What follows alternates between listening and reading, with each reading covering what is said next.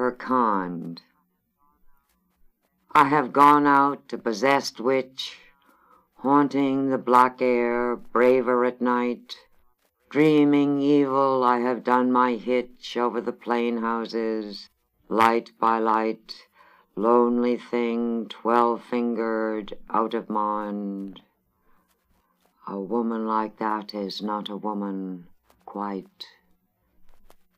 I have been her kind.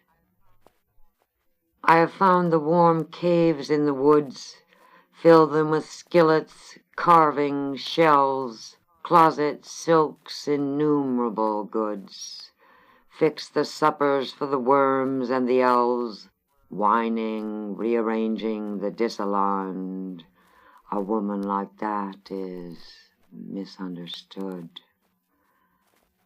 I have been her kind. I have ridden in your cart, driver, waved my nude arms at villages going by, learning the last bright routes, survivor where your flames still bite my thigh, and my ribs crack where your wheels wind. A woman like that is not ashamed to die. I have been her kind.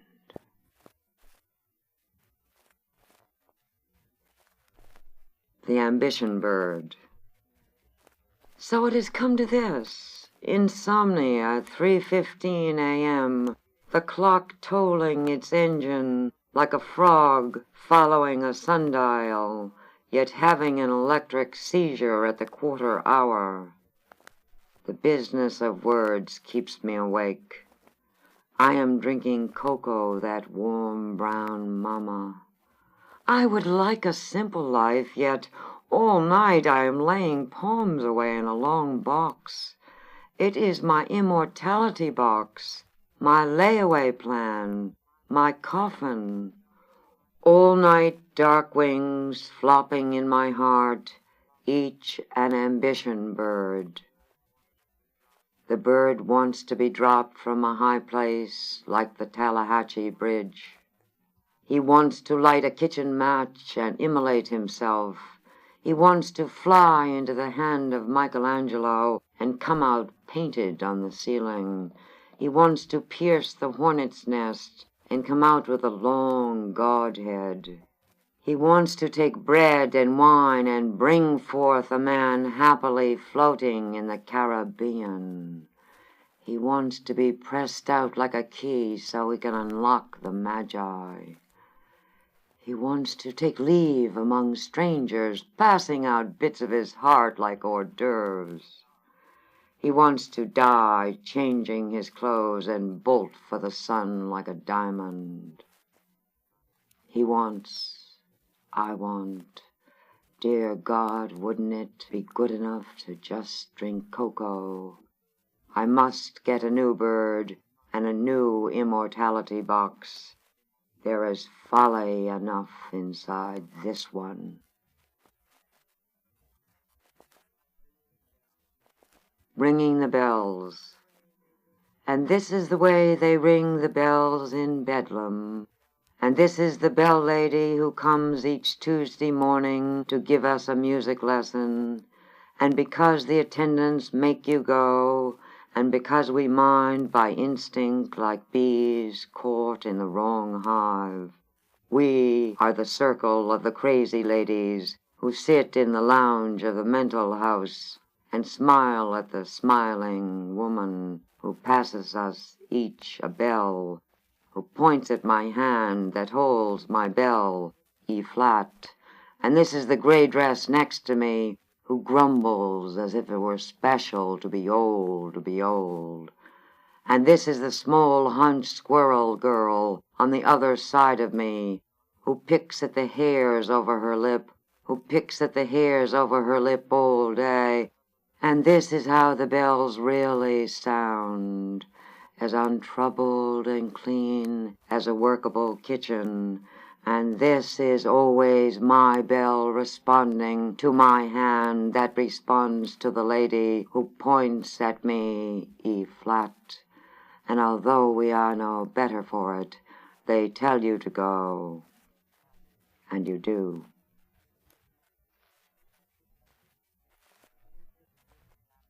Music swims back to me. Wait, mister, which way is home? They turned the light out and the dark is moving in the corner. There are no signposts in this room.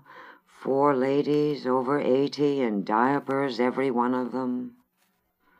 La, la, la. Oh, music swims back to me, and I can feel the tune they played the night they left me in this private institution on a hill. Imagine it, a radio playing, and everyone here was crazy. I liked it and danced in a circle. Music pours over the sense, and in a funny way, music sees more than I. I mean, it remembers better, remembers the first night here.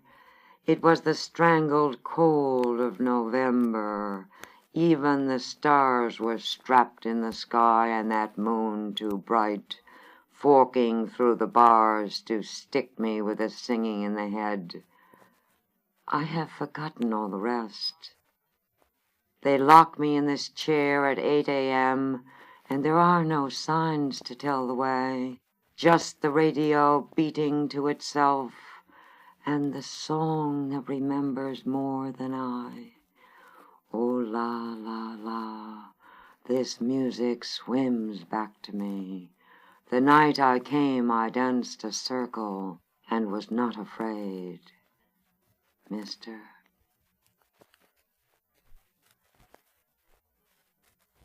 The truth the dead know. For my mother, born March 1902, died March 1959, and my father, born February 1900, died June 1959.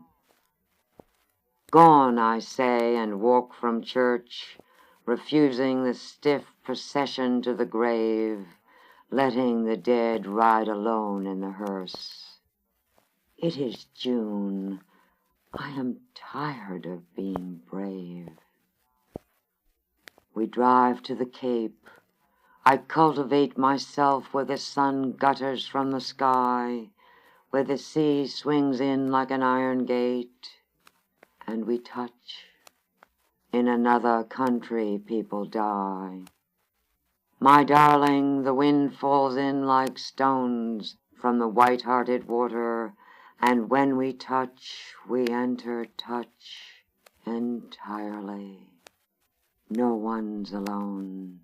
Men kill for this or for as much. And what of the dead? They lie without shoes in their stone boats. They are more like stone than the sea would be if it stopped. They refuse to be blessed, throat, eye, and knucklebone.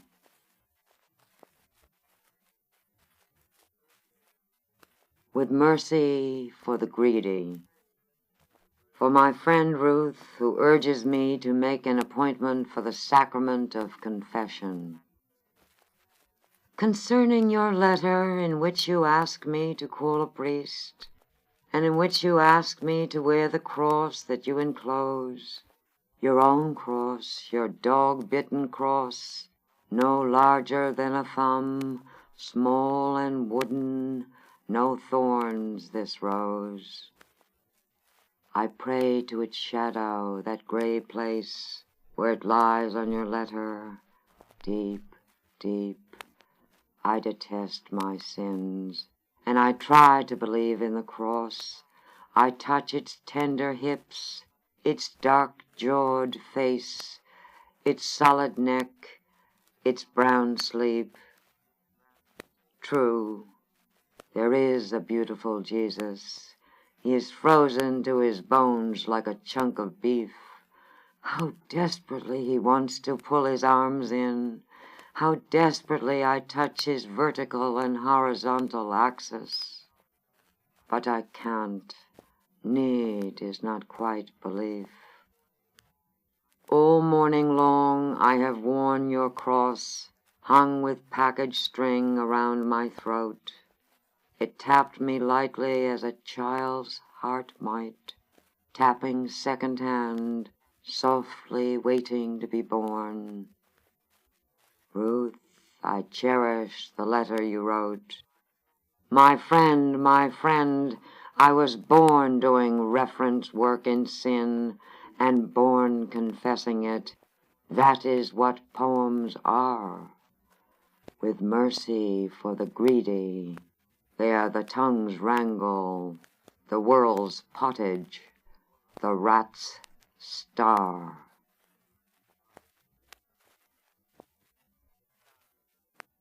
The Starry Night.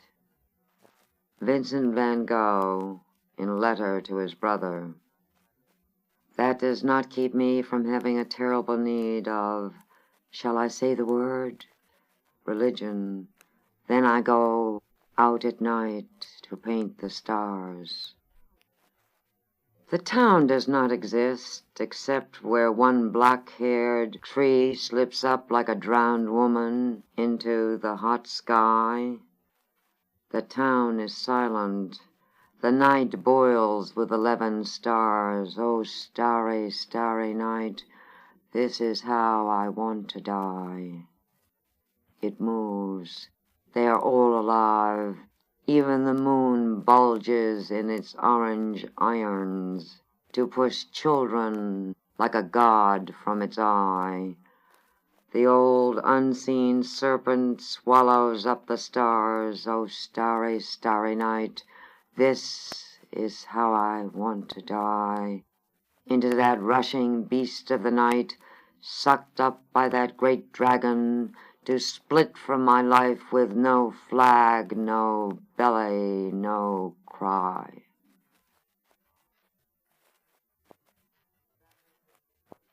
Letter written on a ferry while crossing Long Island Sound. I am surprised to see that the ocean is still going on. Now I am going back, and I have ripped my hand from your hand, as I said I would, and I have made it this far as I said I would, and I am on the top deck now, holding my wallet, my cigarettes, and my car keys at 2 o'clock on a Tuesday in August of 1960. Dearest, although everything has happened, nothing has happened. The sea is very old. The sea is the face of Mary without miracles or rage or unusual hope, grown rough and wrinkled with incurable age. Still, I have eyes. These are my eyes, the orange letters that spell Orient on the life preserver that hangs by my knees, the cement lifeboat that wears its dirty canvas coat, the faded sign that sits on its shelf saying, "Keep off." Oh, all right, I say, I'll save myself. Over my right shoulder I see 4 nuns who sit like a bridge club, their faces poked out from under their habits, as good babies who have sunk into their carriages. Without discrimination, the wind pulls the skirts of their arms. Almost undressed, I see what remains, that holy wrist, that ankle, that chain. Oh God, although I am very sad, could you please let these 4 nuns loosen from their leather boots and their wooden chairs to rise out over this greasy deck, out over this iron rail, nodding their pink heads to one side, flying 4 abreast in the old-fashioned side stroke, each mouth open and round, breathing together as fish do, singing without sound. Dearest, see how my dark girls sally forth over the passing lighthouse of Plum Gut, its shell as rusty as a camp dish, as fragile as a pagoda on a stone, out over the little lighthouse that warns me of drowning winds that rub over its blind bottom and its blue cover, winds that will take the toes and the ears of the rider or the lover. There go my dark girls, their dresses puff in the leeward air. Oh, they are lighter than flying dogs, or the breath of dolphins. Each mouth opens gratefully, wider than a milk cup. My dark girls sing for this, they are going up. See them rise on black wings, drinking the sky without smiles or hands or shoes. They call back to us from the gauzy edge of paradise. Good news, good news.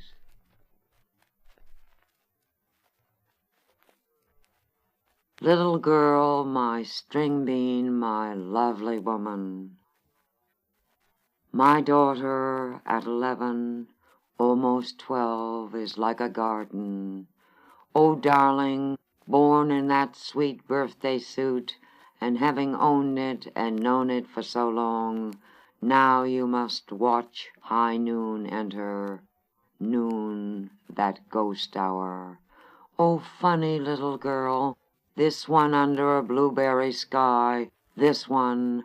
How can I say that I've known just what you know and just where you are? It's not a strange place, this odd home, where your face sits in my hand so full of distance, so full of its immediate fever. The summer has seized you as when, last month in Amalfi, I saw lemons as large as your desk-side globe, that miniature map of the world, and I could mention, too, the market stalls of mushrooms and garlic buds all engorged, or I think even of the orchard next door where the berries are done, and the apples are beginning to swell. And once, with our first backyard, I remember I planted an acre of yellow beans we couldn't eat. Oh, little girl, my string bean, how do you grow? You grow this way. You are too many to eat. I hear, as in a dream, the conversation of the old wives speaking of womanhood. I remember that I heard nothing myself. I was alone. I waited like a target. Let high noon enter, the hour of the ghosts. Once the Romans believed that noon was the ghost hour, and I can believe it too, under that startling sun. And someday they will come to you, someday men bare to the waist, young Romans at noon where they belong, with ladders and hammers while no one sleeps. But before they enter I will have said, your bones are lovely. And before their strange hands there was always this hand that formed. Oh, darling, let your body in, let it tie you in comfort. What I want to say, Linda, is that women are born twice. If I could have watched you grow as a magical mother might, if I could have seen through a magical transparent belly, there would have been such ripening within. Your embryo, the seed taking on its own, life clapping the bedpost, bones from the pond, thumbs and two mysterious eyes, the awfully human head, the heart jumping like a puppy, the important lungs, the becoming while it becomes, as it does now, a world of its own, a delicate place. I say hello to such shakes and knockings and hijinks, such music, such sprouts, such dancing mad bears of music, such necessary sugar, such goings-on. Oh, little girl, my string bean, how do you grow? You grow this way, you are too many to eat. What I want to say, Linda, is that there is nothing in your body that lies. All that is new is telling the truth. I'm here, that's somebody else, an old tree in the background. Darling, stand still at your door, sure of yourself, a white stone, a good stone, as exceptional as laughter. You will strike fire, that new thing.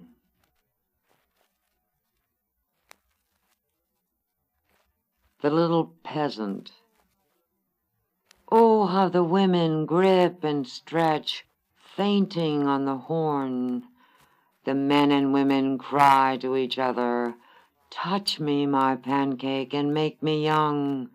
And thus, like many of us, the parson and the miller's wife lie down in sin. The women cry, come, my fox, heal me. I am chalk white with middle age, so wear me threadbare. Wear me down, wear me out, lick me clean as an almond.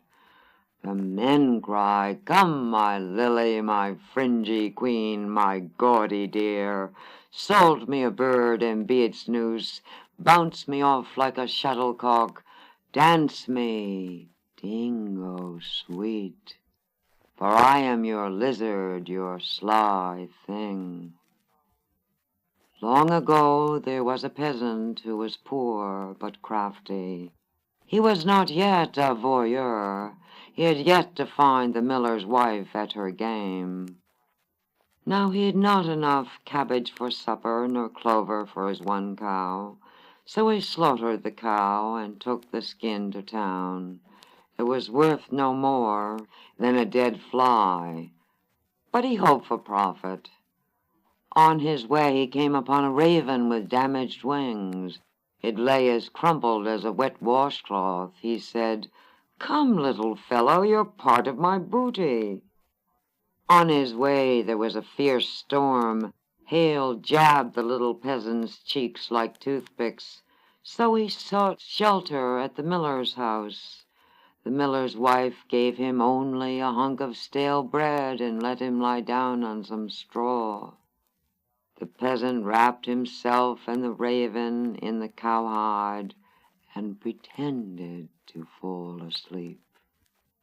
When he lay as still as a sausage, the miller's wife let in the parson, saying, my husband is out, so we shall have a feast, roast meat, salad, cakes, and wine.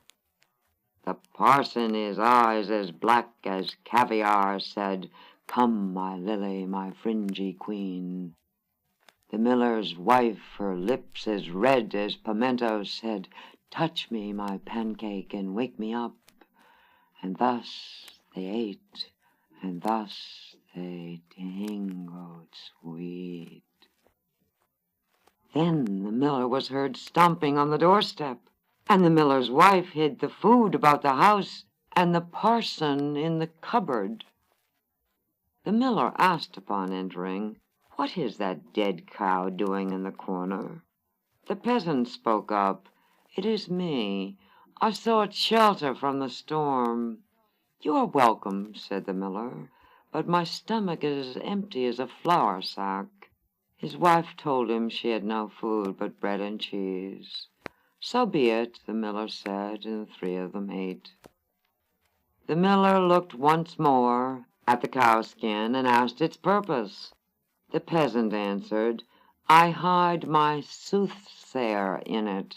He knows 5 things about you, but the 5th he keeps to himself. The peasant pinched the raven's head, and it croaked, Krr, krr. That means, translated the peasant, there is wine under the pillow, and there it sat as warm as a specimen. Krr, krr. They found the roast meat under the stove. It lay there like an old dog. Kurr, kurr. They found the salad in the bed and the cakes under it. Kurr, kurr. Because of this, the miller burned to know the fifth thing. How much, he asked, little caring he was being milked. They settled on a large sum, and the soothsayer said, "The devil is in the cupboard." And the miller unlocked it. Kurr, kurr. There stood the parson, rigid for a moment, as real as a soup can, and then he took off like a fire with the wind at its back. "I have tricked the devil," cried the miller with delight, "and I have tweaked his chin whiskers. I will be as famous as the king." The miller's wife smiled to herself, though never again to Dingo Sweet. Her secret was as safe as a fly in an outhouse. The sly little peasant strode home the next morning, a soothsayer over his shoulder, and gold pieces knocking like marbles in his deep pants pocket. Grrr, grrr. Self in 1958. What is reality? I'm a plaster doll. I pose with eyes that cut open without landfall or nightfall upon some shellacked and grinning person, eyes that open, blue, steel, and close. Am I approximately an eye magnon transplant? I have hair black angel stuffing to comb, nylon legs, luminous arms, and some advertised clothes. I live in a doll's house with 4 chairs, a counterfeit table, a flat roof, and a big front door. Many have come to such a small crossroad. There is an iron bed. Life enlarges, life takes aim. A cardboard floor, windows that flash open on someone's city, and little more. Someone plays with me, plants me in the old electric kitchen. Is this what Mrs. Rumbauer said? Someone pretends with me. I'm walled in solid by their noise, or puts me upon their straight bed. They think I am me. Their warmth is not a friend. They pry my mouth for their cups of gin and their stale bread. What is reality to this synthetic doll, who should smile, who should shift gears, should spring the doors open in a wholesome disorder, and have no evidence of ruin or fears? But I would cry, rooted into the wall that was once my mother, if I could remember how, or if I had the tears.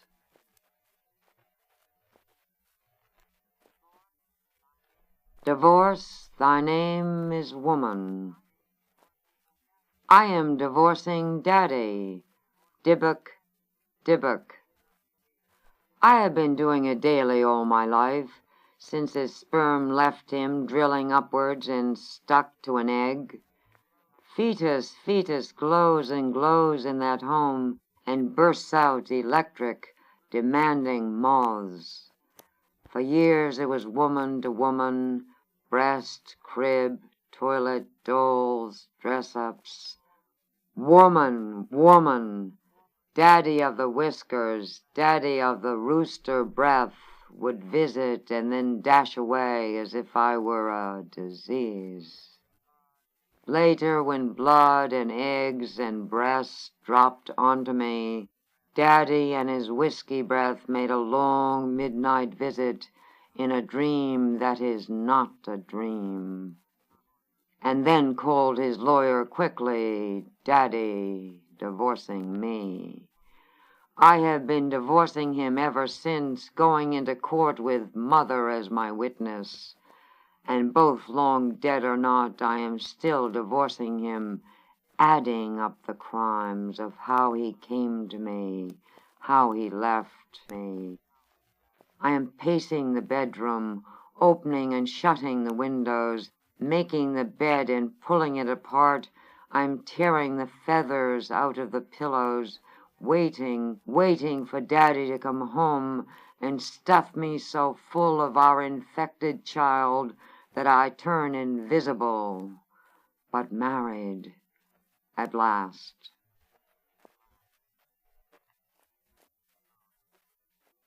Gods. Miss Sexton went out looking for the gods. She began looking in the sky, expecting a large white angel with a blue crotch. No one. She looked next in all the learned books, and the prince spat back at her. No one. She made a pilgrimage to the great poet, and he belched in her face. No one. She prayed in all the churches of the world and learned a great deal about culture. No one. She went to the Atlantic, the Pacific, for surely God. No one. She went to the Buddha, the Brahma, the pyramids, and found immense postcards. No one. Then she journeyed back to her own house, and the gods of the world were shut in the lavatory. At last, she cried out, and locked the door.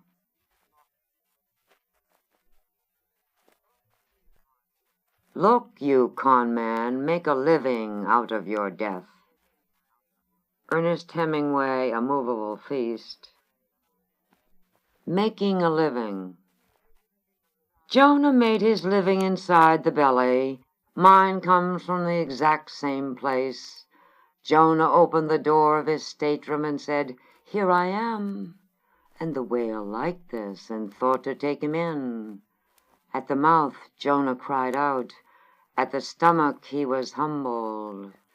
He did not beat on the walls, nor did he suck his thumb. He cocked his head attentively, like a defendant at his own trial. Jonah took out the wallet of his father and tried to count the money, and it was all washed away. Jonah took out the picture of his mother and tried to kiss the eyes, and it was all washed away. Jonah took off his coat and his trousers, his tie, his watch fob, his cufflinks, and gave them up. He sat like an old-fashioned bather in his undershirt and drawers. "This is my death," Jonah said out loud, "and it will profit me to understand it. I will make a mental note of each detail. Little fish swam by his nose, and he noted them and touched their slime. Plankton came, and he held them in his palm like God's littlest light bulbs. His whole past was there with him, and he ate that." At this point, the whale vomited him back out into the sea. The shocking blue sky, the shocking white boats, the sun like a crazed eyeball.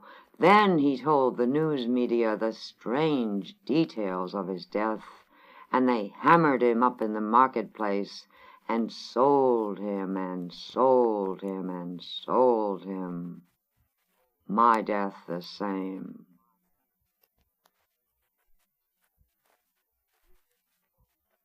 Jesus cooks. Jesus saw the multitudes were hungry, and he said, "O Lord, send down a short-order cook." And the Lord said, "Abracadabra." Jesus took the fish, a slim green baby, in his right hand, and he said, "O Lord." And the Lord said, "Work on the sly, opening boxes of sardine cans." And he did. "Fisherman, fisherman, you make it look easy." And lo, there were many fish. Next Jesus held up a loaf, and he said, "O Lord." And the Lord instructed him like an assembly line bakerman. a pied piper of yeast, and lo, there were many. Jesus passed among the people in a chef's hat, and they kissed his spoons and forks and ate well from invisible dishes.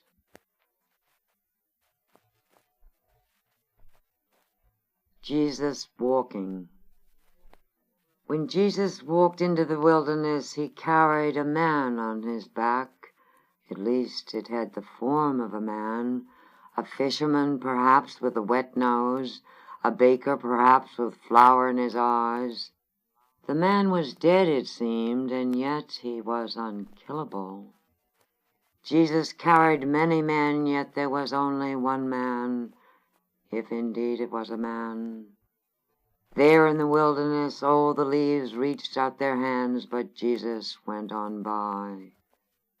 The bees beckoned him to their honey, but Jesus went on by. The boar cut out its heart and offered it, but Jesus went on by with his heavy burden. The devil approached and slapped him on the jaw, and Jesus walked on. The devil made the earth move like an elevator, and Jesus walked on. The devil built a city of whores, each in little angel beds, and Jesus walked on with his burden.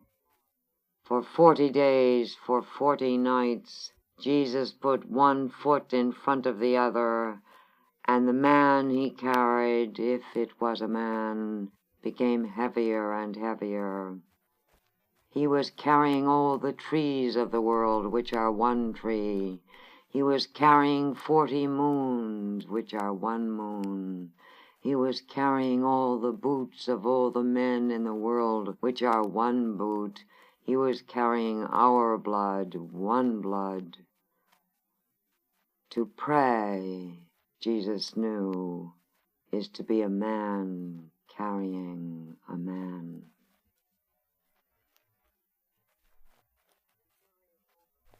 The Fury of Overshoes. They sit in a row outside the kindergarten, black, red, brown, all with those brass buckles. Remember when you couldn't buckle your own overshoe, or tie your own shoe, or cut your own meat, and the tears running down like mud because you fell off your tricycle? Remember, big fish, when you couldn't swim and simply slipped under like a stone frog? The world wasn't yours. It belonged to the big people. Under your bed sat the wolf, and he made a shadow when cars passed by at night. They made you give up your nightlight and your teddy and your thumb. Oh, Overshoes, don't you remember me pushing you up and down in the winter snow? Oh, Thumb, I want a drink, it is dark. Where are the big people? When will I get there? Taking giant steps all day, each day, and thinking nothing of it.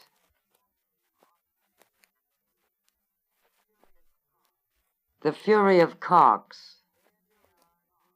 There they are, drooping over the breakfast plates, angel-like, folding in their sad wing, animal sad, and only the night before, there they were, playing the banjo.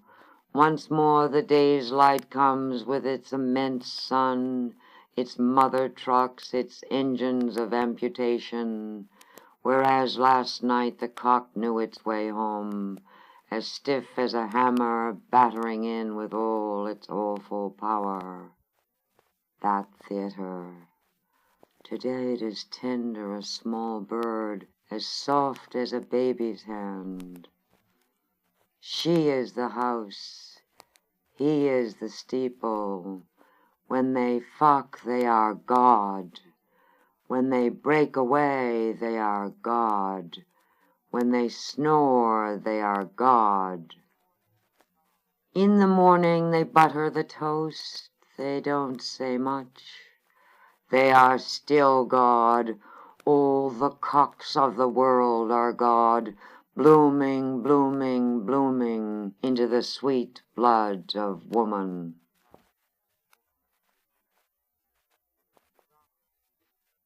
Rowing. A story, let it go, let it come. I was stamped out like a Plymouth fender into this world. First came the crib with its glacial bars, then dolls and the devotion to their plastic mouths. Then there was school, the little straight rows of chairs blotting my name over and over, but under sea all the time, a stranger whose elbows wouldn't work. Then there was life with its cruel houses and people who seldom touched, though touch is all. But I grew, like a pig in a trench coat I grew.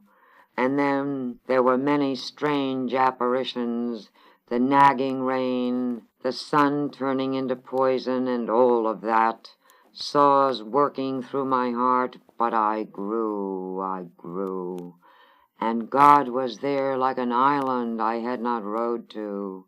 Still ignorant of him, my arms and my legs worked, and I grew. I wore rubies and bought tomatoes, and now in my middle age, about 19 in the head, I'd say, I am rowing, though the oarlocks stick and are rusty and the sea blinks and rolls like a worried eyeball. But I am rowing, though the wind pushes me back, and I know that the island will not be perfect. It will have the flaws of life, the absurdities of the dinner table, but there will be a door, and I will open it, and I will get rid of the rat inside of me, the gnawing, pestilential rat. God will take it with his 2 hands and embrace it. As the African says, this is my tale which I have told. If it be sweet, if it be not sweet, take somewhere else and let some return to me. This story ends with me still rowing.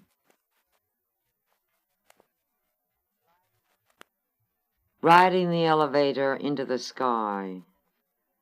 As the fireman said, don't book a room over the 5th floor in any hotel in New York. They have ladders that will reach further, but no one will climb them. As the New York Times said, the elevator always seeks out the floor of the fire and automatically opens and won't shut. These are the warnings that you must forget if you're climbing out of yourself, if you're going to smash into the sky. Many times I've gone past the 5th floor, cranking upward, but only once have I gone all the way up. 16th floor, small plants and swans bending into their grave. Floor 200, mountains with the patience of a cat. Silence wearing its sneakers. Floor 500, messages and letters centuries old, birds to drink, a kitchen of clouds. Floor 6,000, the stars, skeletons on fire, their arms singing, and a key, a very large key that opens something, some useful door, somewhere up there.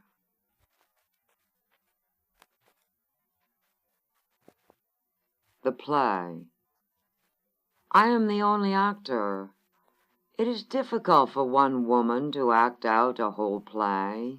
The play is my life, my solo act, my running after the hands and never catching up.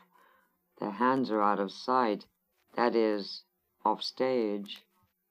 All I am doing on stage is running to keep up, but never making it. Suddenly I stop running. This moves the plot along a bit. I give speeches, hundreds, all prayers, all soliloquies. I say absurd things like, eggs must not quarrel with stones, or keep your broken arm inside your sleeve, or I am standing upright, but my shadow is crooked, and such and such. Many boos, many boos.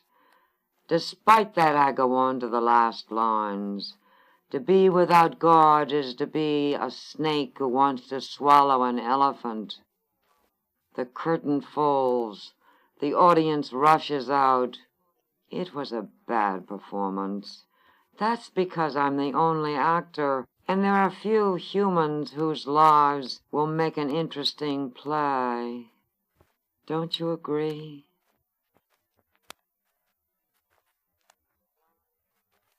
The Rowing Endeth. I'm mooring my rowboat at the dock of the island called God. This dock is made in the shape of a fish, and there are many boats moored at many different docks. It's okay, I say to myself, with blisters that broke and healed, saving themselves over and over, and salt sticking to my face and arms like a gluey skin pocked with grains of tapioca. I empty myself from my wooden boat and onto the flesh of the island. On with it, he says, and thus we squat on the rocks by the sea and play. Can it be true? A game of poker. He calls me. I win because I hold a royal straight flush. He wins because he holds 5 aces. A wild card had been announced, but I had not heard it, being in such a state of awe, when he took out the cards and dealt. As he plunks down his 5 aces and I sit grinning at my royal straight flush, he starts to laugh, the laughter rolling like a hoop out of his mouth and into mine, and such laughter that it doubles right over me, laughing a rejoiced chorus at our 2 triumphs. Then I laugh, the fishy dock laughs, the sea laughs, the island laughs, the absurd laughs. Dearest dealer, I with my royal straight flush love you so for your wild card, that untamable, eternal, gut-driven, ha-ha, and lucky love.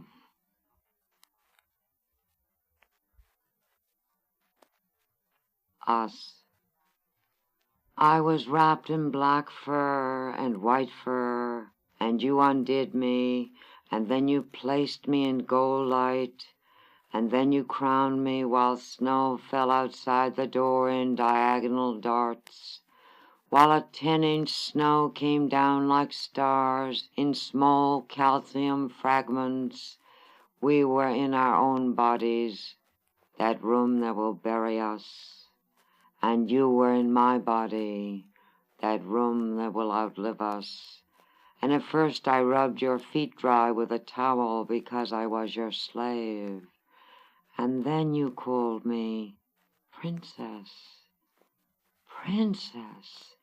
Oh, then I stood up in my gold skin, and I beat down the Psalms, and I beat down the clothes, and you undid the bridle, and you undid the reins, and I undid the buttons, the bones, the confusions, the New England postcards, the January 10 o'clock night. And we rose up like wheat, acre after acre of gold, and we harvested. We harvested.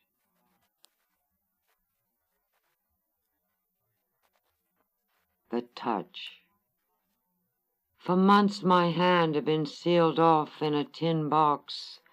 Nothing was there but subway railings. Perhaps it is bruised, I thought, and that is why they have locked it up. But when I looked in, it lay there quietly.